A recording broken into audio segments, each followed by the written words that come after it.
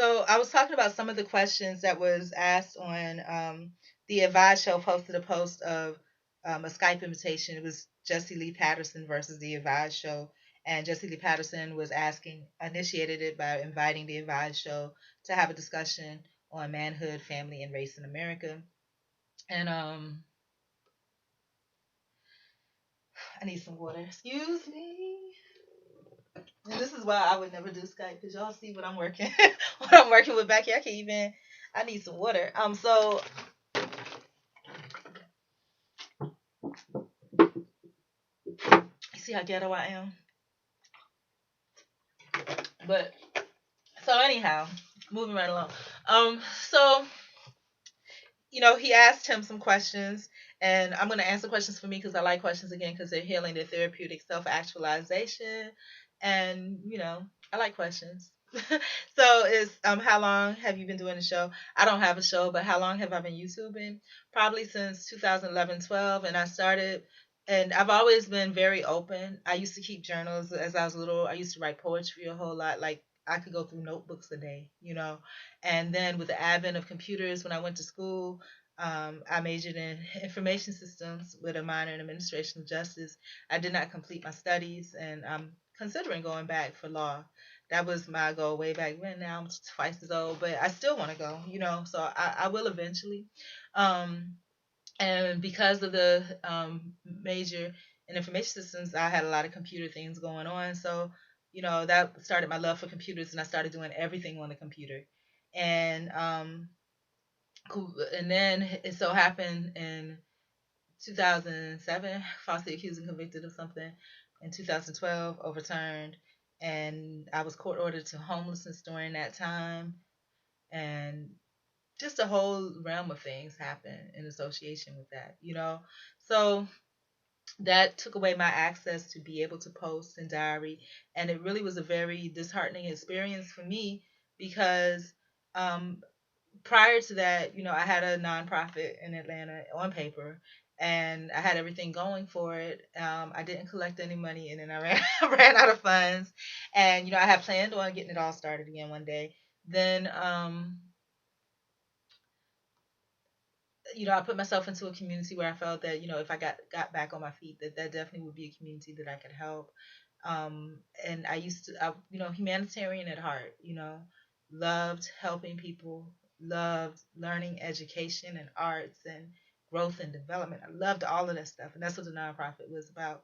And yeah, so what was very disheartening to me was that the accusation was for a, something that had weight. And because of that, I couldn't even volunteer. I went to volunteer places. They would not accept me as a volunteer because of that. And it broke my heart because when I went to these community centers and stuff, because I needed something, I was trying to keep my resume up, while I was, court ordered to homeless shelters. And I went to these community centers, and they, of course, have applications. And I was turned away by, these big black ghetto men that when I was there, I couldn't use a computer or anything, because I needed to vlog. I needed someone to hear my story. I was like on mute. Nobody even knew. So it's sad to me that, my presence on the internet, and, the only thing people know about me is what happened, who I am after the fact. They don't know the beautiful, talented, you know, sane young woman that, just had so much going for her, that was quiet, that was reserved, that was, looking for bigger things. So they don't know that woman that was healthy, that was in shape, that strove for positive goals and hit them, just like they don't know that woman. And it saddens me. And, when I went to volunteer at those places, um, I was not able to because of, that case and the things that happened with it.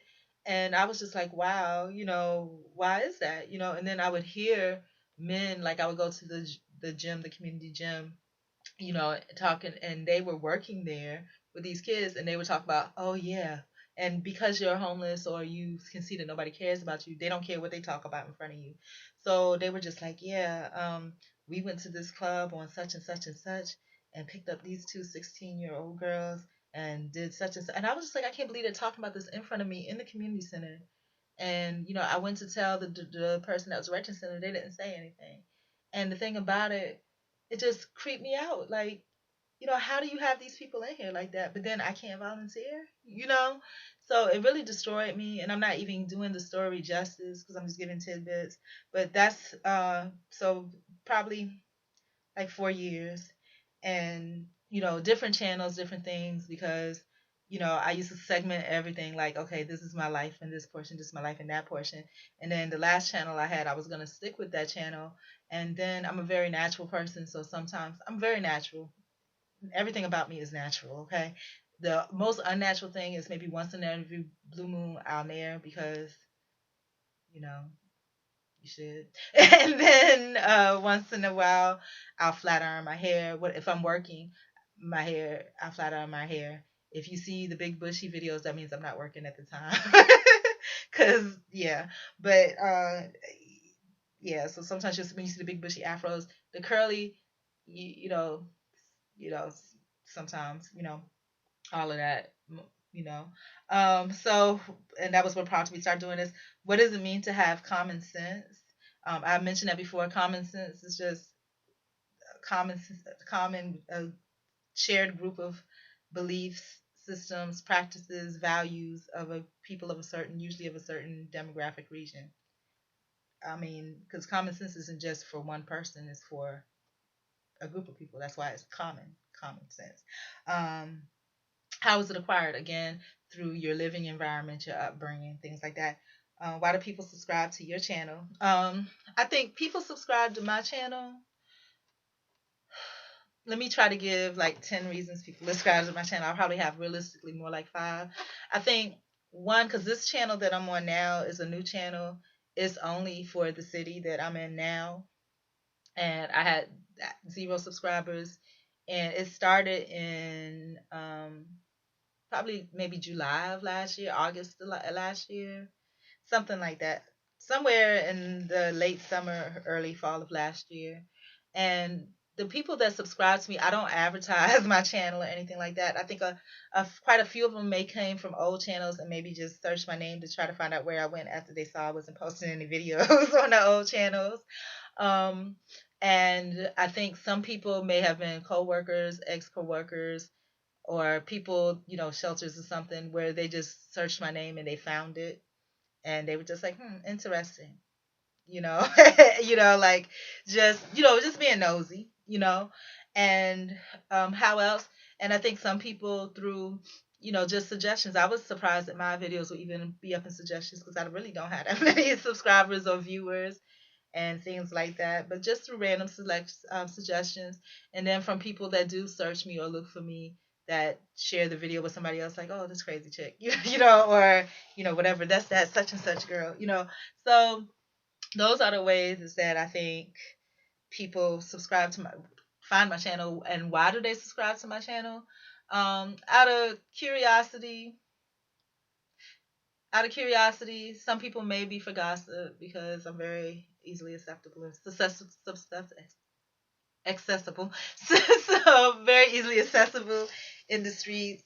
Another reason is because, just like the way that I found the Advice Show channel, just because, I mean, I just want to see real people. I want to see real people with real things going on in their lives, real emotions, happy, sad, some effed up stuff happen.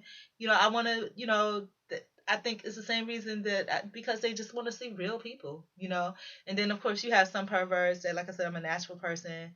Every now and then they might see some skin here, skin there, and they're just like, whoa, So unfortunate, but that's what it is, And then I mean, and then some people, and it's sad to say, I think even though I'm not any all that, some people, because what I'll do is like some subscribers, I'll go and look to see if they actually have any videos or anything. And this is a sad story. The majority of them do not. Majority of them do not. They're just anonymous people. So some of it could be the government, it's whatever.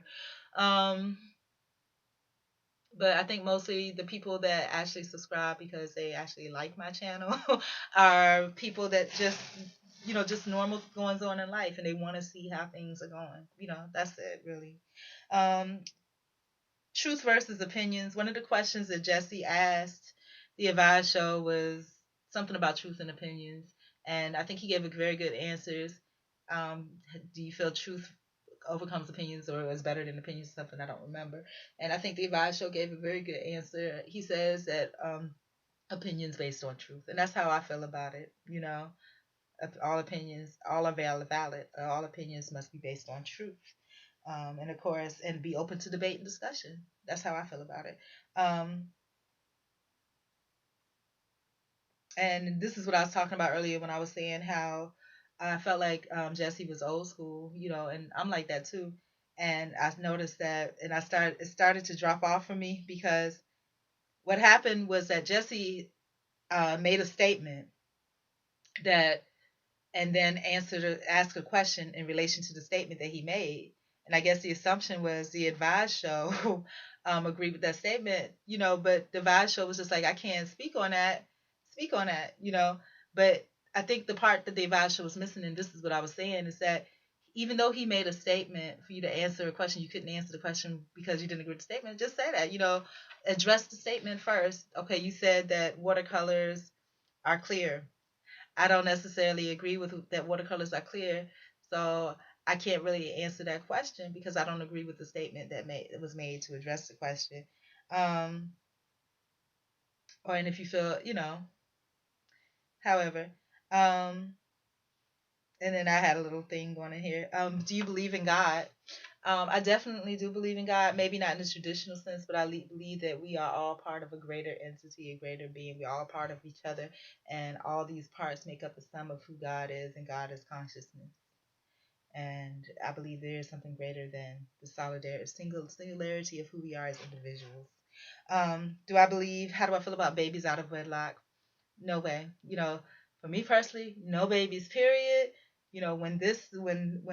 When this person right here is gone, that's the end of me, and that's it. I mean, the world to me, baby. I don't think you should have babies out of wedlock. To take it even further, and see, this is would be a prime example of how Jesse would have felt that I wouldn't answer questions. I think my first response would have been if he had asked me, would you have babies out of wedlock? Do you believe in, how do you feel about babies out of wedlock? Yes or no, or whatever.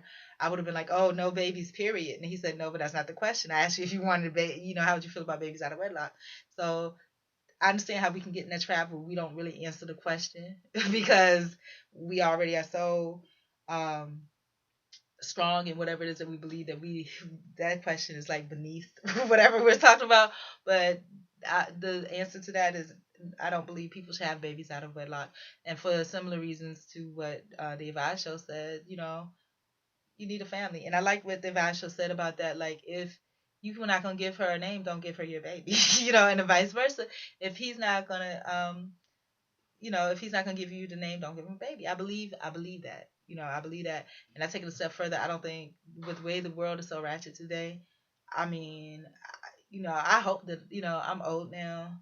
I don't do anything, do the things that make babies, but I don't want any children ever, ever, ever, ever anyway. I don't want anything. But and I think I've always been like that, but not so like strongly opinionated about it. I knew I always never wanted kids because I always wanted to be successful, and I felt like enough people pump out enough babies into the world that if I really wanted one, I could adopt one. I wouldn't even adopt now because the world is so crazy. I don't want to get caught up in nothing. I just believe people need to stop having them, you know. Um, yeah, so um, and this is what the advisor said. She's not worth your last name. You shouldn't have a child with her. And if he won't give you his last name, you shouldn't have a child with her. That's what he said. Do you feel like you're a child of God? I feel like I'm a child of the higher presence. Absolutely, I do. I feel like I am part of that presence. It is me. I am it.